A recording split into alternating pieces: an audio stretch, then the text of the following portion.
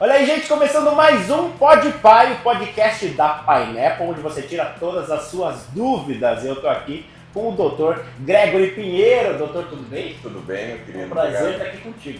Eu digo mesmo, obrigado pelo convite. E eu tenho já dúvidas e começo com polêmica. Polêmica. Ó, nutrologia, endócrino e nutrição. Tem diferença? Então, essa pergunta é bem comum, né? Bem comum mesmo. Especialmente porque a nutrologia está mais em evidência agora, talvez para a sociedade de modo geral. A gente tem rede social, está todo mundo pensando. Na nutrologia ela é relativamente nova em relação às outras especialidades médicas. Então vamos lá, primeira coisa, a nutrologia é uma especialidade médica, como qualquer outra. Então um nutrólogo é um médico. Exatamente, o nutrólogo é um médico, fez a graduação em medicina, depois ele fez um programa de residência médica, ele se pós-graduou em nutrologia. Entendi. Falando em áreas médicas, a endocrinologia também é. Então, o que é cada coisa? Endocrinologia, formalmente, é a especialidade médica que ela trata das doenças das glândulas endócrinas. Certo. Então, nós estamos falando de doença. Estamos falando de glândula tireoide, paratireoide, o carro-chefe da endocrinologia, que é o diabetes mellitus, que vem de uma glândula que tem uma função endócrina também, que é o pâncreas, e por aí vai. Classicamente, essa é a endocrinologia. A nutrologia, ela nasceu também num contexto de doença.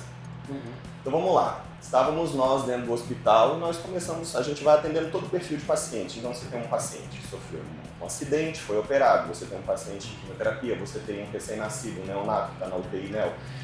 E foi observado que cada paciente, com o seu perfil, tinha uma necessidade nutricional diferente. Se você cobre essas necessidades adequadamente, os desfechos são diferentes.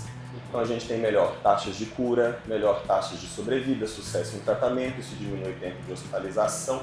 Isso foi surgindo dentro do hospital, então nasce aí a figura do nutrólogo, um médico que interage com tudo isso. Quais são as carências daquele corpo? Quais são as necessidades nutricionais específicas daquela patologia? Tá, mas até aí era a nutrologia hospitalar. Entendi. O que nós fazemos no consultório é um pouco diferente, porque ela cresceu. Então, a gente entende que a nutrologia ela também está aplicada à prevenção das doenças. Então, eu não quero que você fique doente. Quero prevenir as doenças. Né? Eu quero rastrear qualquer tipo de alteração ou doença em estágio inicial já instalada e eu quero tratar dela, entendeu? Isso tudo associado ao quê? À nutrição. Como você se nutre. Então, comer, se alimentar, é mais do que um ato mecânico, é um estado social. Isso reflete muito como a nossa sociedade está. Então a gente está numa sociedade extremamente dinâmica, cheia de alimentos extremamente processados, tudo isso era muito lindo, né? Você pega ali um pós-segunda guerra, você teve essa revolução da nutrição. Mas e aí? Como é que isso refletiu na nossa sociedade com o passado? Veio com força. Exatamente, então era tudo muito lindo, você tem alimentos extremamente nutritivos. E aí, o que aconteceu? Então a nutrologia envolve tudo isso. E a nutrição? A nutrição também é um profissional de saúde, é um profissional gabaritado que se formou em nutrição, que é a ciência que estuda tudo relacionado ao alimentar-se. Então as pessoas conhecem muito o nutricionista do consultório, é aquela pessoa que vai me prescrever uma dieta. Muito bem. Mas o nutricionista ele também trabalha em órgãos sanitários, como a Anvisa. Ele também trabalha dentro de restaurantes relacionados à logística, armazenamento e manipulação dos alimentos. Ele também trabalha dentro do hospital e aí existe uma equipe multidisciplinar. Então você tem um nutricionista, um nutrólogo, isso tudo para a gente estabelecer as estratégias nutricionais de cada paciente. O que acontece aqui. Exatamente, é o que acontece aqui. Então, na verdade, se dissolve um pouco essa figura do médico como o único protagonista preocupado com a saúde do paciente. Na verdade, não, isso nunca existiu. Quem trabalha assim está bem retrógrado. A gente tem sempre, para atingir um objetivo, que trabalhar com equipe multidisciplinar. Você falou com o Robson, agora eu preciso dele como educador físico. Muito embora eu entenda de atividade física, eu não prescrevo atividade física. Entendeu? Muito embora eu entenda de nutrição, é muito melhor quando eu trabalho com um nutricionista junto comigo, me ajudando a fazer uma dieta adequada para o paciente. Inclusive, beijo para a doutora Fabiana Raut. Aliás, falando em nutrição também, o nutricionista também trabalha em escolas, né? Sim, ele pode trabalhar onde existe alimentação, existe um nutricionista. Tá? Então, os limites entre entre as áreas da saúde são às vezes um pouco imprecisos, porque as coisas elas se abraçam. Então, estou trabalhando com alimentação, o nutrólogo e o nutricionista. O nutrólogo falando de diabetes, ele está falando também da seara da endocrinologia. O nutrólogo falando de obesidade, que é o mal do século associado à depressão, eu diria, a gente está falando de endocrinologia também, então as coisas se abraçam, não é um limite preciso, as áreas elas estão juntas, aí existe uma interseção. Agora, doutora, aproveitando o gancho, falando do mal do século, que é a obesidade, antigamente se acreditava, um tempo atrás, que a pessoa mais gordinha estava mais saudável, né? Hoje em dia isso já caiu, é mais um mito que a gente derruba. Sim, vamos lá então. Por que antigamente a gente achava que a gordura em si era sinônimo de saúde? Porque a alimentação era escassa. Né? Então você ver alguém que tinha mais gordura significava que ela se alimentava bem. Então ela está bem porque ela tem acesso a tudo. A sociedade mudou muito desse paradigma, né? No passado a gente estudava as doenças da desnutrição, da fome. Hoje em dia a gente vê as doenças da hipernutrição, não é verdade? Então realmente, bom, agora sim, estou com um tecido adiposo um pouco aumentado, estou obrigatoriamente doente? Calma. Não é bem assim. Calma, não é bem assim. Existe o sobrepeso e existe a obesidade. A obesidade é uma doença, é uma entidade clínica com diversos desfechos aí muito ruins. Infelizmente, a pessoa no diagnóstico de obesidade, quando não tratada, ela vai evoluir para condições de agravamento da sua saúde. Ela vai desenvolver uma hipertensão arterial. Ela vai desenvolver uma resistência à insulina que vai se tornar um diabetes no segundo momento. Essa pessoa vai ter restrições de mobilidade. Então, enquanto o corpo é jovem, é tudo lindo.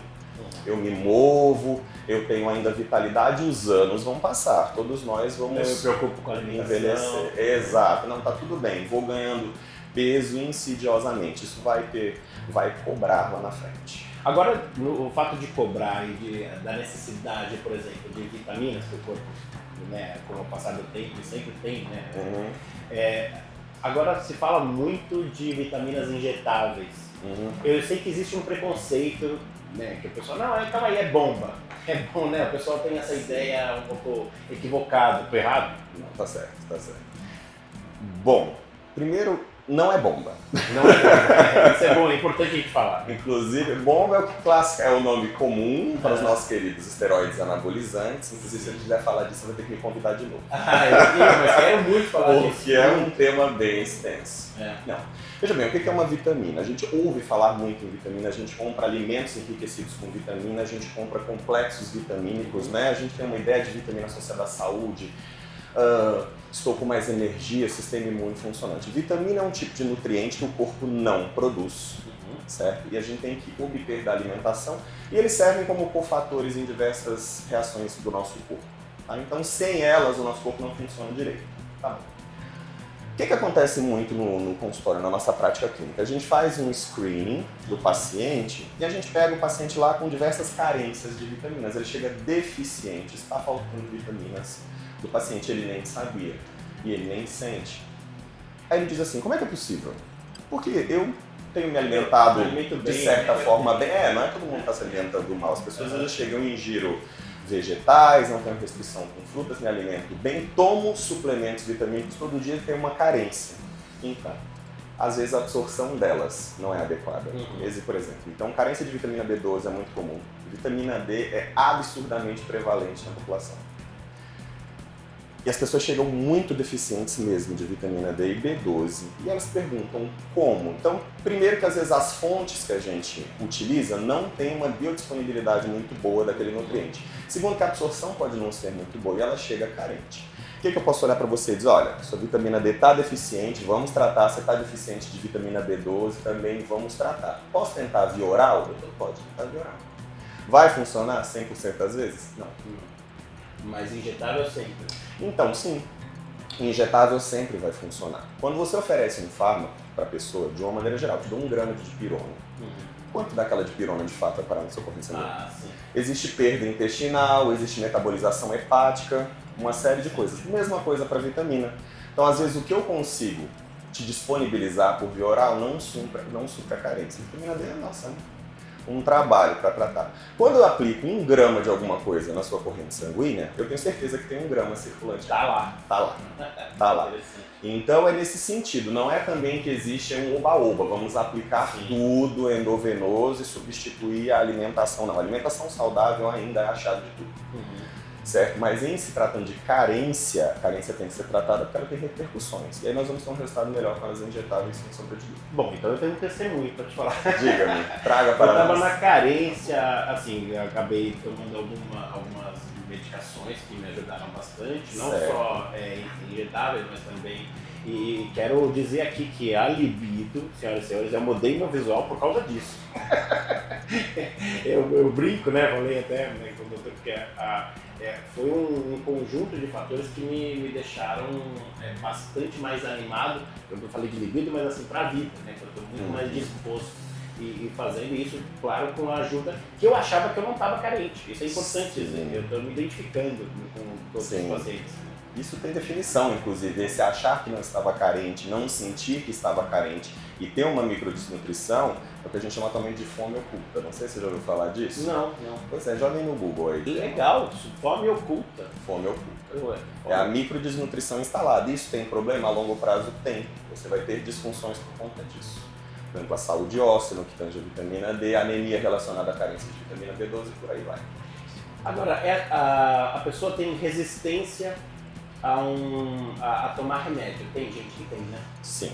E aí, como que a gente consegue, mostrando, por exemplo, eu sou bem leigo, então assim, como que a gente faz isso? Porque é importante, né, ter esse acompanhamento medicamentoso, né?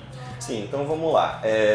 Primeiro que existem medicações e suplementos, são coisas diferentes. É um agente terapêutico, uma medicação clássica, é uma coisa diferente de uma suplementação.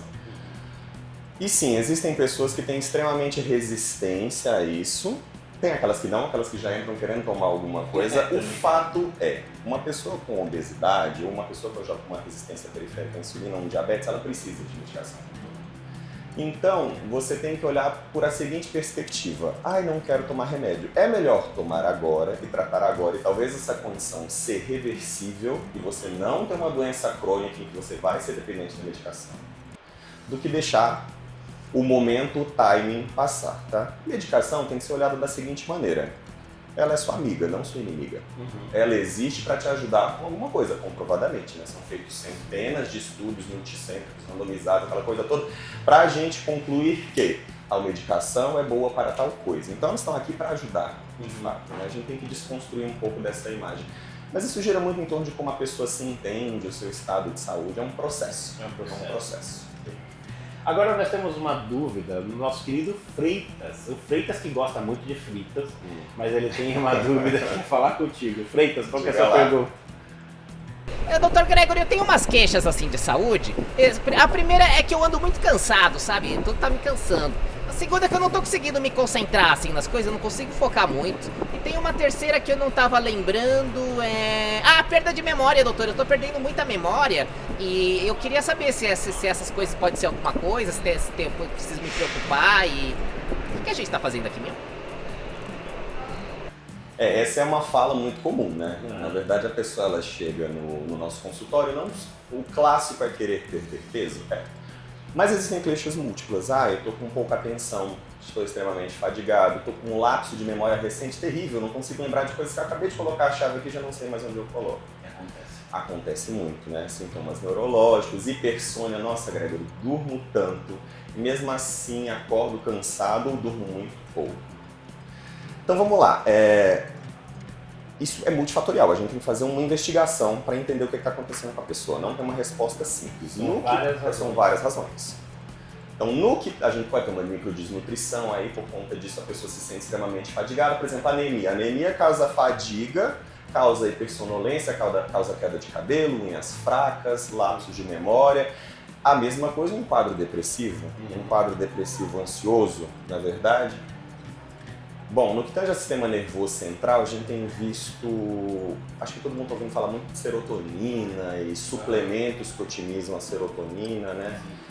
Bom, então lembra que eu acabei de falar que existem medicações e suplementos? Então, Não tem uma medicação para fazer seu cérebro funcionar melhor. Olha, tome esta pílula e amanhã... Não é assim. Fosfosol. Isso, exatamente. Aí não é assim que funciona. Não para essa queixa vaga, né? O que nós podemos fazer é ajudar os nossos neurônios a terem condição de trabalhar. Eles precisam de coisas para trabalhar. Ele precisa que a maquininha dele esteja funcionando e ele precisa de neurotransmissor. É assim que o neurônio trabalha. Um neurotransmissor muito importante é, sem sombra de dúvida, a serotonina. Então, as pessoas têm comprado muitos suplementos à base de triptofano, que é o aminoácido precursor da serotonina. Tem oferecido vitaminas que são necessárias para o neurônio funcionar, a piridoxina, a própria vitamina B12 é extremamente importante para o funcionamento do sistema nervoso central, e assim a gente espera que as coisas melhorem, mas pode ser multifatorial, como eu te disse, né? O tripé de uma vida saudável, que eu costumo dizer, é alimentar-se bem, fazer uma atividade física, mas o Robson já até colocou, quando é que o músculo cresce? No descanso. Então a gente tem que ter um repouso adequado. Então, não falando de músculo, mas falando de neurônio, a gente tem que ter um sono adequado. Então a gente tem que investigar como é que está o sono dessa pessoa também. Ela tem algum distúrbio do sono, ela está com uma apneia do sono, o que está acontecendo aí? Entendeu? Isso tudo colocado em ordem oferece condições para o nosso cérebro trabalhar bem. Mas é difícil associar um sintoma só a uma causa só. Dr. Gregory, falando contigo, eu posso dizer que as sinapses aqui estão loucas, meus dendritos estão assim, porque emocionados. Muita informação muito boa. E aí me dá Imagina. mais ânimo e mais motivação para chegar e conseguir Sim. atingir, né, eu falo plena saúde, é difícil, É um mas processo, assim, buscar, né? É um Sim. processo. E aí nosso tempo já foi, diretor, é isso? Acabou. Já? Porque, olha, porque assim, muito bom, eu quero te agradecer demais. Eu que agradeço. E quero marcar uma próxima contigo pra gente falar de Bomba. É Com todo prazer. Com todo prazer, falar. estamos aí. Gente, muito obrigado, doutor. Até a próxima. Acompanha a gente, segue a gente aqui, né, ativa o sininho e vamos que vamos. Olha, pode pai. Vem com o pai.